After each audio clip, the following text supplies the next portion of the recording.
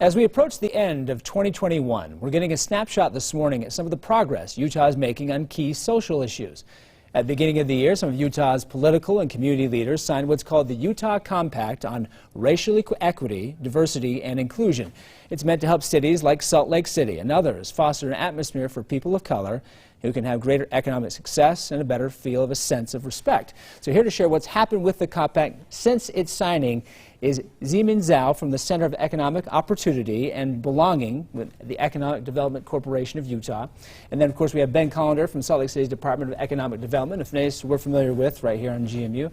Guys, thanks for being with us here this morning. Thank you. So, Z, can you give us some basic terms what this compact is meant to do? Yeah, the compact, I mean, is so amazing that Utah comes up with the latest compacts. So the Compact on Utah Racial Equity, Diversity, and Inclusion is a set of principles that the community leaders agree upon, right, to make our community a better place for everyone.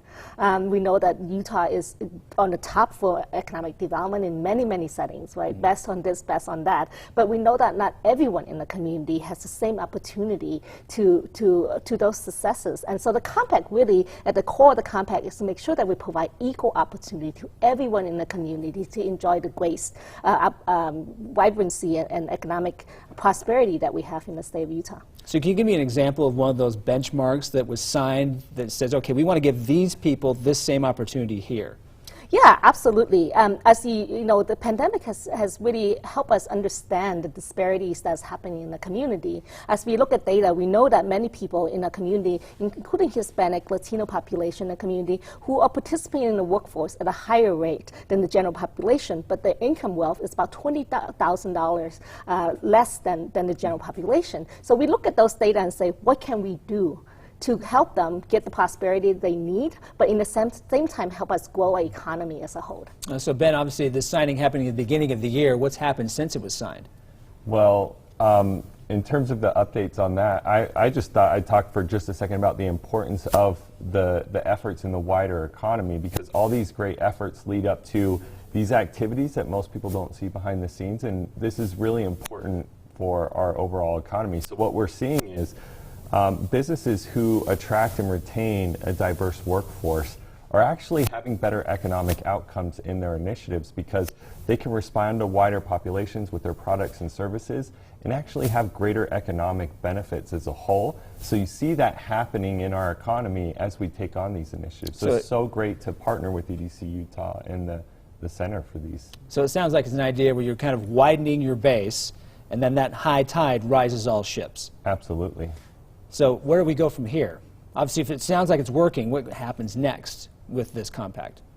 Yeah, absolutely. I mean, we have leaders from both the public sector and the private sector who sign on the compact.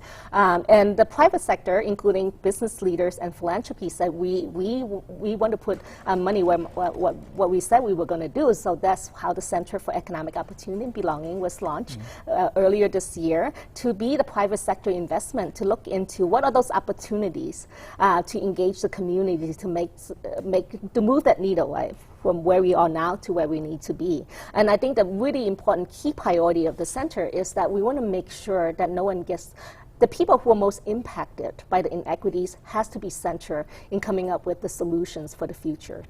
So this idea of belonging means that everyone in the community needs to belong in order to help us grow our economy.